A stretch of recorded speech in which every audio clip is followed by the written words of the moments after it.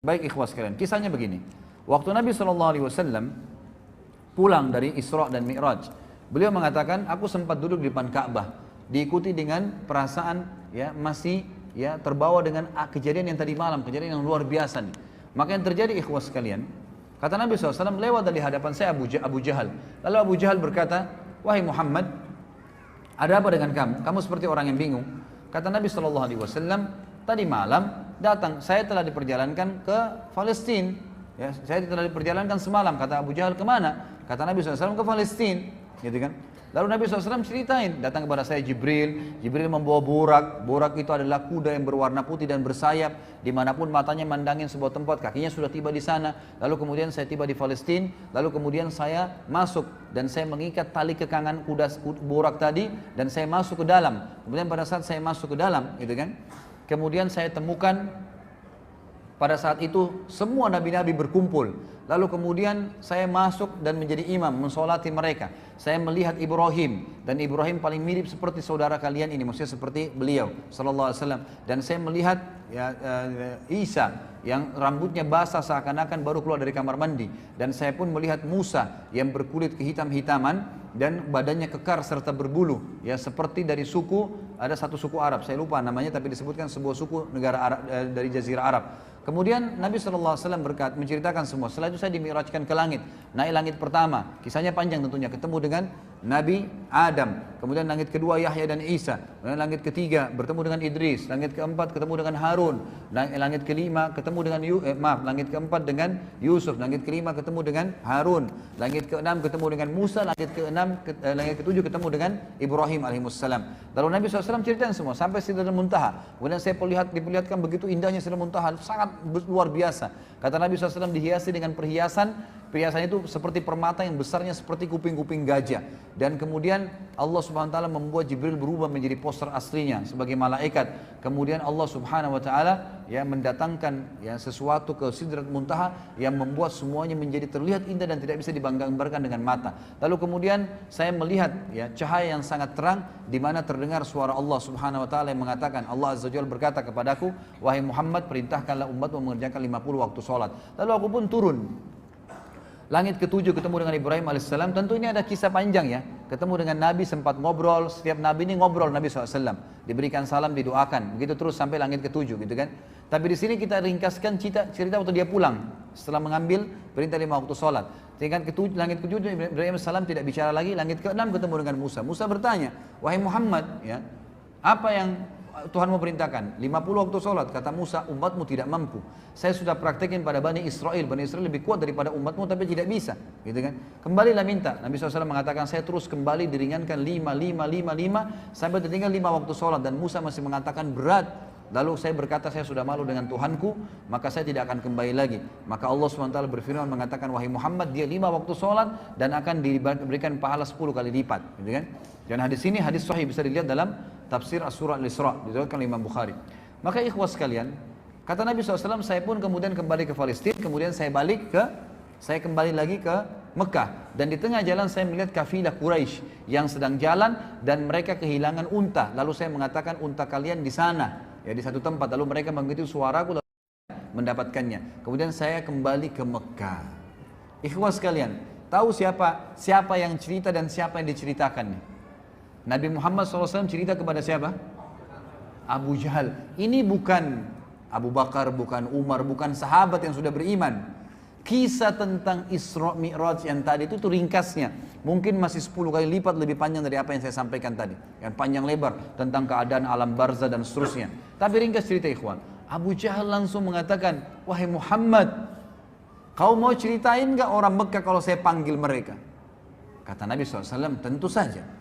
Pertama kali Abu Jahal mau memanggil masyarakat Mekah mendengar dakwah Nabi SAW. Apa tujuannya? Tujuannya ternyata mengatakan, kata para ahli sejarah, dia ingin mempermalukan Nabi SAW. Dan dia bilang, ini cerita bohong. Dari mana ini? Ada kuda bersayap bisa terbang, Palestina perjalanan sebulan bolak-balik. Mana bisa, nggak mungkin.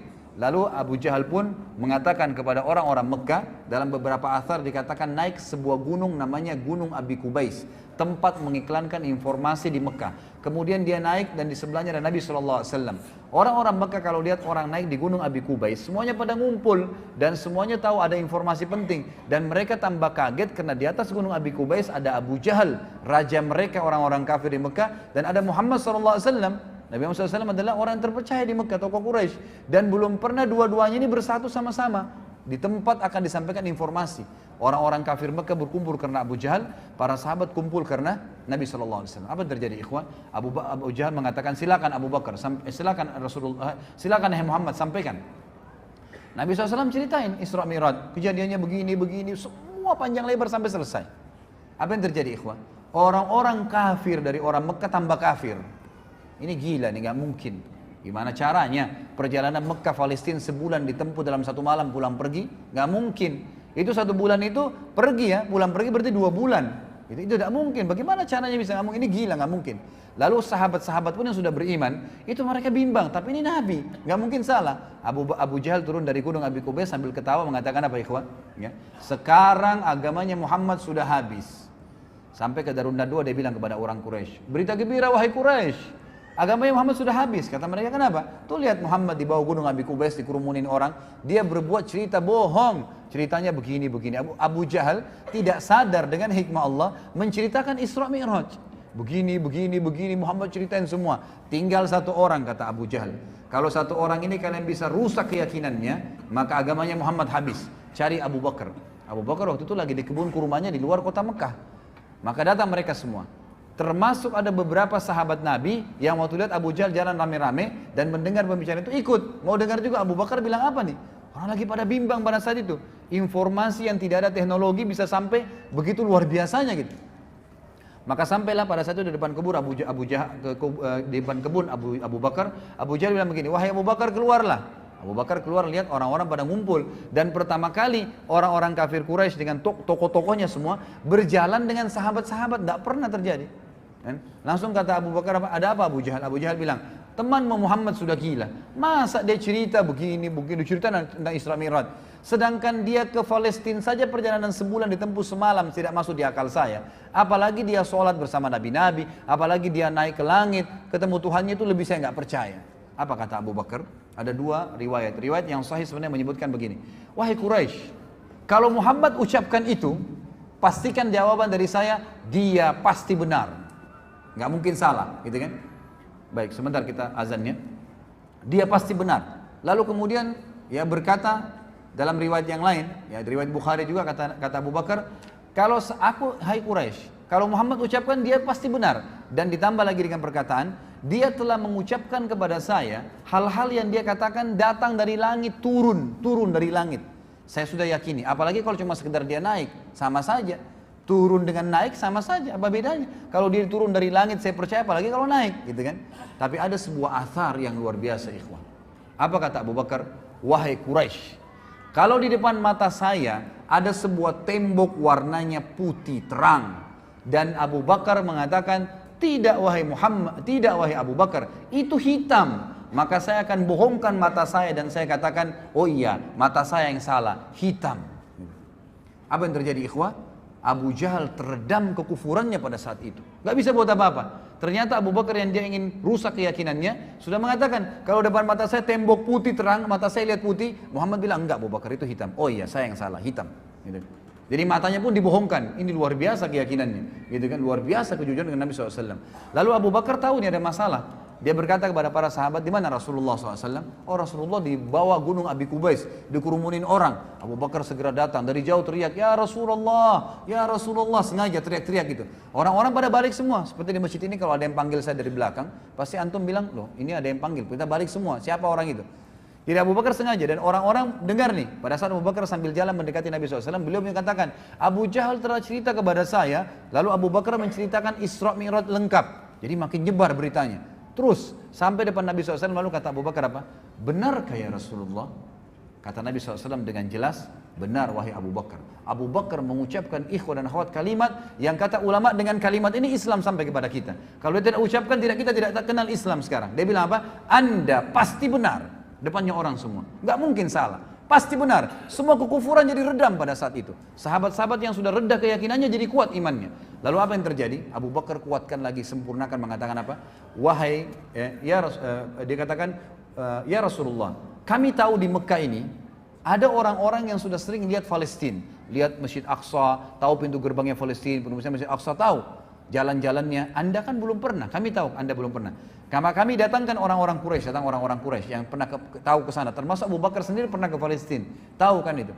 Ya Rasulullah, ceritakan buat kami.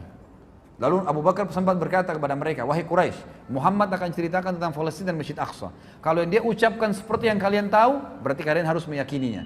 Tapi kalau dia mengucapkan tidak seperti itu, maka kalian boleh membohonginya. Lalu Nabi SAW ceritain, kata Nabi SAW dalam hadis Bukhari, dibukakan oleh Allah Masjid Aqsa di hadapan mataku. Lalu aku ceritakan pintu gerbangnya, warnanya, jumlah tiang-tiangnya, jumlah jendelanya. Sampai mereka mengatakan, Muhammad benar, Muhammad benar, Muhammad benar. Nggak ada salahnya, semua diucapkan. Lalu Nabi SAW tutup, dan kita tutup dengan kisah ini ikhwah.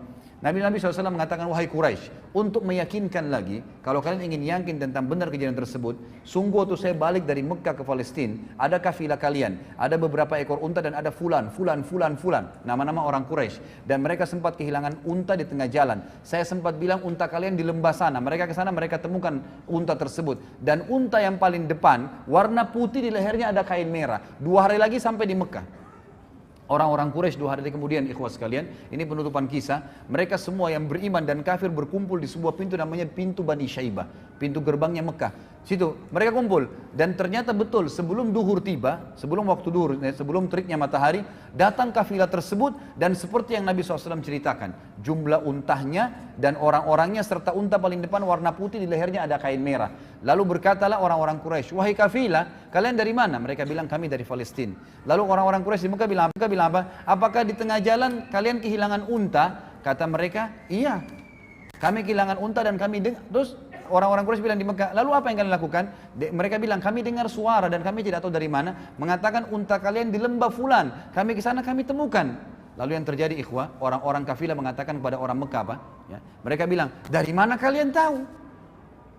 Kalau zaman sekarang orang bisa ngirim di WhatsApp, bisa di SMS, bisa di ngirim foto. Ini kalau zaman dulu nggak mungkin, kecuali orang lihat, gitu kan, nggak mungkin. Mereka bilang, dari mana kalian tahu? Kata mereka, dari Muhammad. Dari Muhammad. Berarti menandakan Isra Mi'raj itu benar, ikhwas sekalian. Dan sampai sini, mudah-mudahan nanti sebentar saya masih minta waktu untuk melanjutkan setelah sholat duhur. Subhanakallahumma bihamdika asyhadu an la ilaha illa anta astaghfiruka wa atubu ilaik. Wassalamualaikum warahmatullahi wabarakatuh.